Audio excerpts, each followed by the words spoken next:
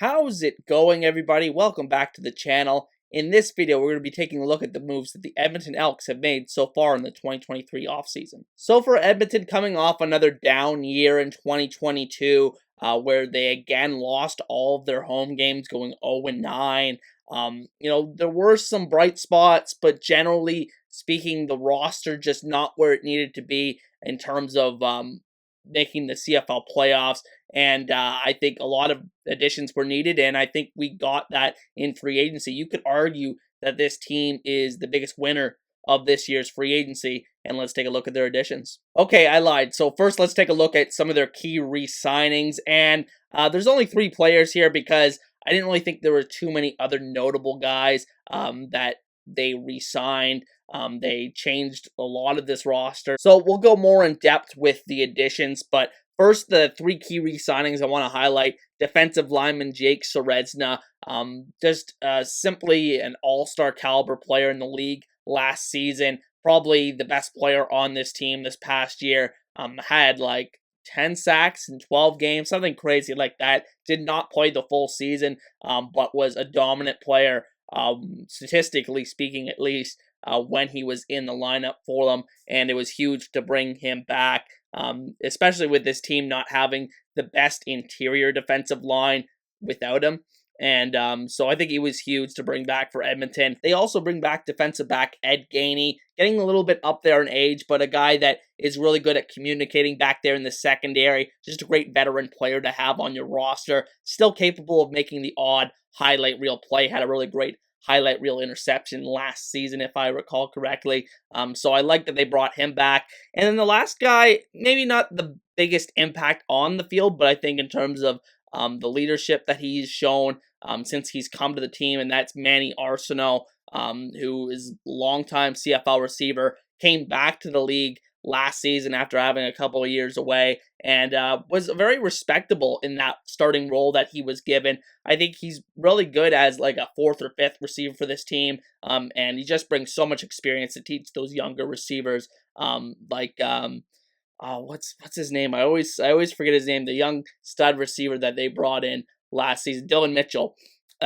Great guy to have around him, and I think bringing back Manny Arsenault was a smart move by the Elks. Now let's take a look at their additions, starting with the big fish of free agency, which they landed: Eugene Lewis of the Montreal Alouettes, wide receiver, probably the best wide receiver in the CFL today, if I was to pick one, and just a dynamic player that you could build your offense around. He could be the single most important player on this team this coming season. He's that good of a guy.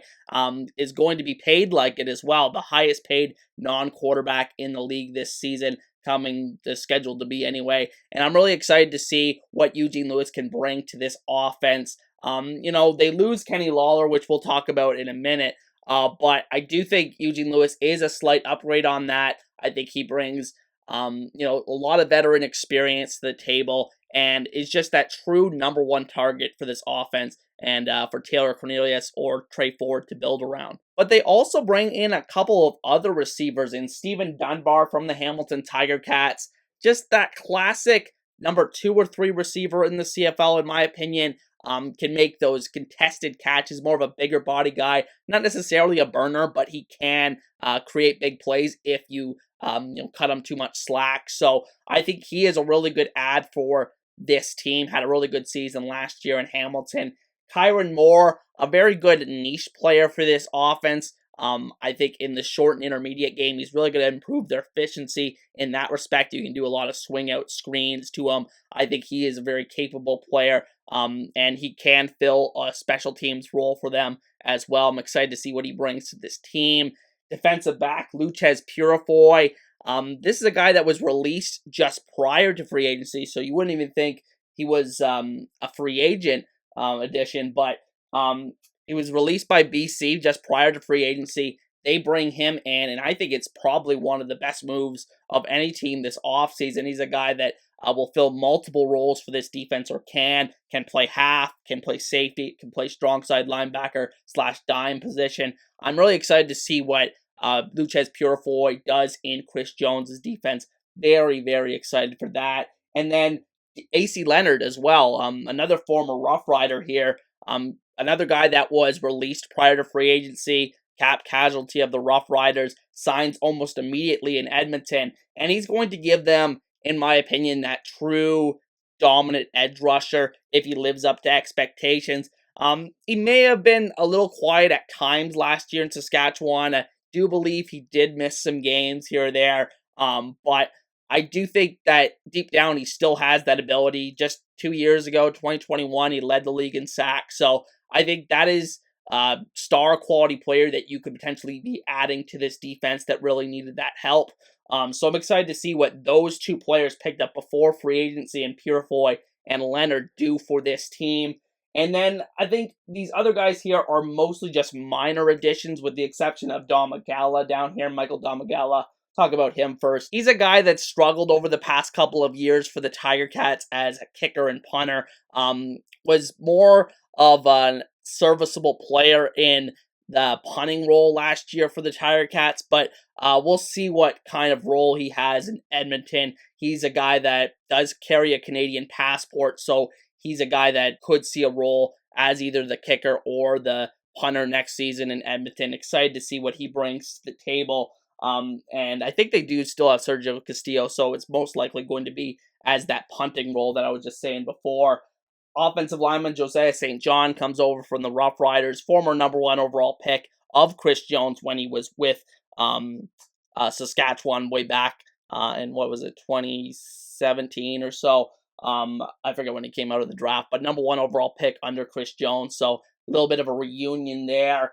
And then defensive back Hakeem Johnson, a guy that has been a backup defensive back for BC the last couple of seasons, and hasn't really gotten too much of an opportunity there as a starter. Maybe that's due to a lack of ability, or maybe that's just the situation he was in with BC, starting a lot of American defensive backs. But we'll see if he makes a difference here in Edmonton. And the final guy is linebacker Kevin Francis. Now, this may look like a relatively minor addition, which in the grand scheme of things probably not the biggest addition in the world, but he did lead the league in special teams tackles last year. And if you watched a lot of Elks games last year, you'd realize that they were very poor in terms of their special teams coverage. He could really improve that for that unit. So keep an eye out for that as a potential sleeper move for this offseason. So overall, I think you're adding a lot of talent over here. Now let's take a look at their losses. So starting with wide receiver Kenny Lawler,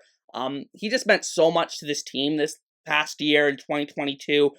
Just was really their offense on some weeks. Like, they just really didn't have a whole lot going for them last season most of the time, but I think Lawler was really that bright spot, so they'll miss him in that respect, but you essentially replace him with Eugene Lewis, and I do think Eugene Lewis is a slightly better player. It's close, but I would take Eugene Lewis over Kenny Lawler at this point of their CFL career.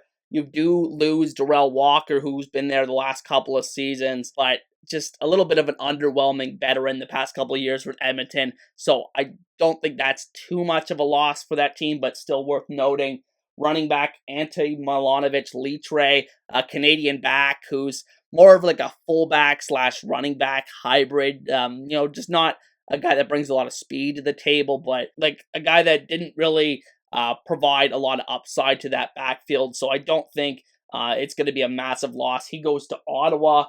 And then you have 2 Canadian receivers here with Levi Noel and Chris Usikusi. Noel and Usikusi actually both go to Hamilton, but neither really showed too much in their time with the Elks. So we'll see if their loss is really felt at all. So it'll be very interesting to see if the other Canadian receivers on the Elks roster get more of an opportunity this season. And then McConaughey Henry, still not signed, so I'm just going to keep him as a loss here. I think he may be retiring. He's a little bit up there in age, so going to be very interesting to see if he plays again in the CFL, but I don't expect it to be with Edmonton.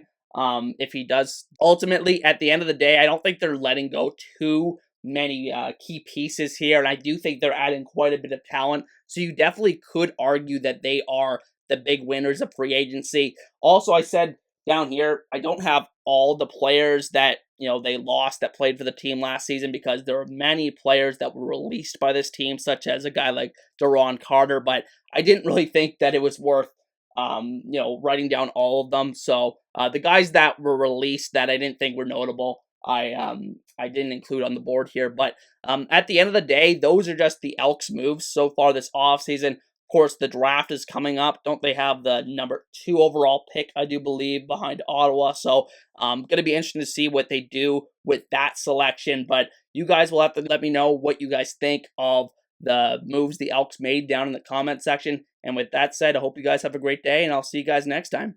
Peace.